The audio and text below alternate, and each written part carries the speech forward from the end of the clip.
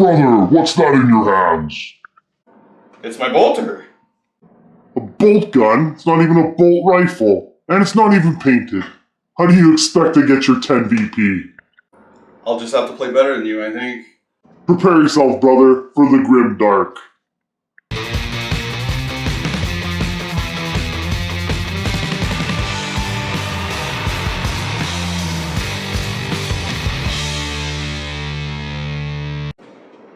Hey everyone, welcome back to Bad Tabletop Gaming. It's an exciting day today. I'm Bill. I'm Dan. If you haven't tuned in, this is going to be our 9th edition box set reveal. We're pretty excited to get our hands on this. So first things first, we don't need core rules anymore. Enough of that. So do the honors, man. Rip that plastic off. Oh, Like Christmas. yes. So It's like a tomb. You gotta open it it is slowly. super slow. That's right. Oh, that's England air coming out of there. Oh my. Oh, it even smells like money. Yeah. So, is it a poster or is it just the top cover? It looks like a 2-page, yeah. So a nice double-sided kind of artwork piece. Looks pretty neat actually. Some Primaris action. I like that the Primaris, if you haven't opened a box yet, it's Primaris stuff's all on the top. So, I don't know, it's funny that the Primaris are first, even though it's Necrons in there as well, but just looking at the box without even touching it, it's just all a sea of gray right now. Yeah. So you're definitely not going to be getting any plus 10 BP rocking it out like this, but the sprue looks awesome. Like the characters, the way it's laid out, already looks really, really cool. So much detail, like it's unbelievable how far they've come. Even since the Dark Imperium set, like some of the stuff was a little better in detail. Yeah, it's just wild. A lot of it looks like there is some push fit pegs on here, but like the quality is top notch. It looks fantastic from what I'm seeing. So, a lot of neat stuff in here. A lot of the Primaris characters are attached to their Necron equivalents. So you can see, just really, really neat looking. I'm actually shaking. I'm too excited for this whole box. Yeah, no, this box just looks amazing. There's such awesome stuff coming out of it. It's pretty crazy. The sergeant with the plasma pistol he's got a robotic cyber arm. Yeah. Oh, that's wicked. So I'll probably be running, the plasma pistol just for funsies. Now that they're unmodified now. So it's just A1, not minus, 3, so you fail on 4s anymore, or... Yeah, no, the kits, like, I'm sure you've seen a lot of the other, videos out there. The kits are definitely super well done. All the Necrons have, it looks like little bits of battle damage and chips and marring on their carapace, so they've definitely gone all out. As you guys are probably aware, today it is the pre-order date for Indomitus, and the hype did not disappoint. There's basically a lot of rage out there because everything's sold out. So if you didn't get a chance to go to G-Dub and order it, I highly recommend you go to your local game store. Try and check those out because, don't buy them on eBay. You're literally paying for overpriced stuff. Just go to your local store. A lot of them will either do pre-order or have ordered already, so just go to them. Yeah, don't feed scalpers. That's the worst. Basically, yeah. And if you missed out on that GW stuff, I feel bad for you, son. 99 problems, but missing an Indomitus box ain't one. The Necron kit looks awesome. Even the scarabs are updated and different. Like, they're really, really cool. They have a new look to them. But the Necron warriors definitely have been updated, and they look wicked. Yeah, I like the scarabs, because the scarabs were like one little bug by itself, and these actually have like extended legs, and they're all different sizes. And it's nice. Awesome. It's nice, yeah. Has a cool little peg feature to stick them onto 40 mil bases. We get that swarm action. This is actually really, really nicely put together this kit. This is another duplicate one. Yeah. Still very cool. So that this like big cow thing that's been Necrons has, so it's about what, 6 inches? Yeah, it looks about that. Yeah, it's quite big. So it'll be massive on the tabletop for sure. So I guess we're done the sprues there. Yeah, we've got another 2-sided little protector pack inside. Get that out of the way. Yeah, so kicking in, this is actually kind of neat. Has your little Edge of Silent book with the instructions in the back. There's some neat stuff in there.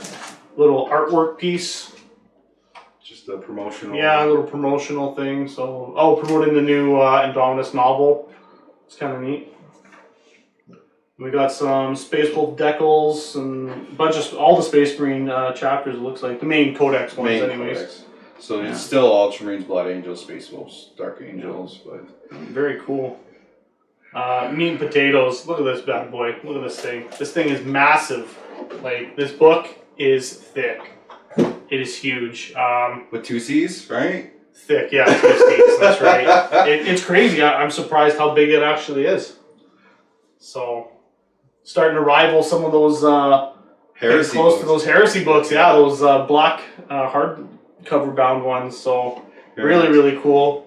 Box is empty. There's a little fancy artwork. There's some bases in there, but we can kind of go through the book. This is the stuff. Yeah, this is bases and whatnot. The book is where we're really getting into the thick of it. So I'm actually happy that I got this box set and the limited edition book, because the cover art on the front is beyond anything they've ever done. Yeah, it looks really good. You got Guilliman and Abaddon clashing on the front, and I definitely think it's worth every penny. Like, it's insane.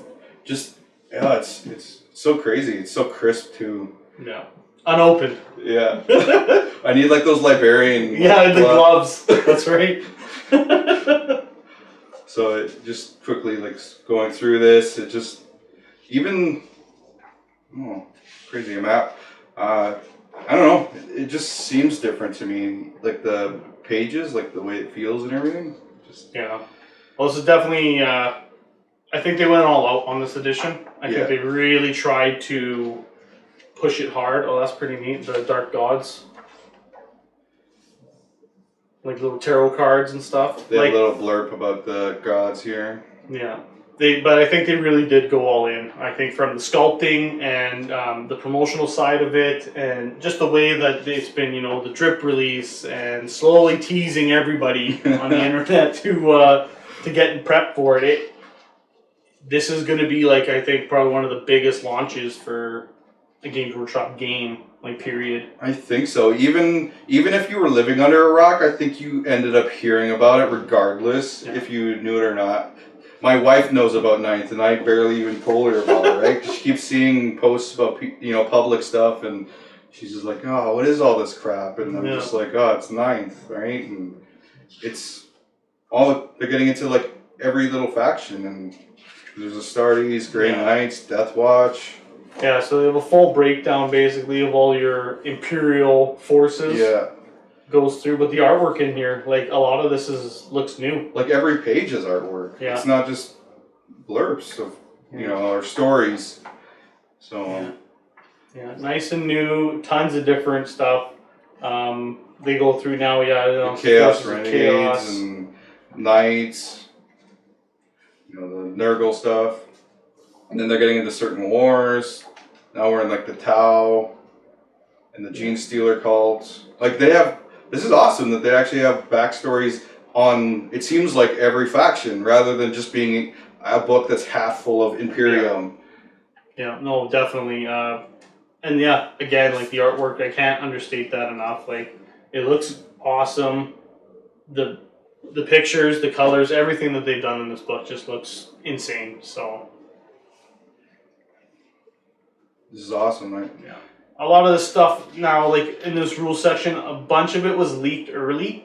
There was, like, a Reddit post, and there was some other stuff that was kind of leaking out. But trust me, like, it's well worth getting this book. Like, we had the printed out core rules that GW offered, the ones that we tossed to the ground because we don't need that anymore. Like, This book is insane. It's full of so much stuff. Even if you can find the Russian PDF, I don't think it even does it justice, No. right? Like, just being able to hold a book to itself, Yeah. and just the weight of it, and being able to flip through it, I think is worth so much. Even if you don't get the box set, like the book was still available with early access, so I think just even getting your own rule book would be nice. And so I don't know, everything looks crisp and clear. I like that they put bullet points on like important. Yeah. Like, this is what you should know, rather than having to read through everything just to find one little thing. Yeah. The one of the big complaints that people were making were like some of these rules explanations were super, super drawn out and long. But I think the point of them doing that is to really eliminate the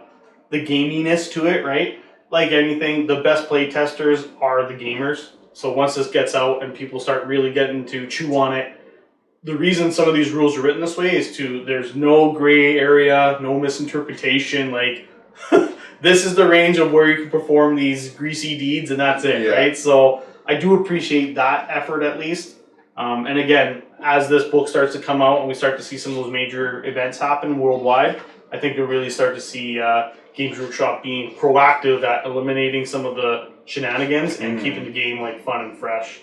Because even the channel, like some of the channels I watch, where they actually had access to test playing, they were saying that there wasn't actually a whole lot that was actually misinterpretable. There's like the odd thing, like obviously the storm shields which is causing a big fuss right now. But they were just like, oh, they'll just play it, how they think they should, and it was stuff like that, like not trying to read too much into it. And so, from what my understanding especially is that there wasn't too much that was wrong. But, GW's been pretty good about FAQing everything. Yeah. So. Definitely. A lot of mission stuff.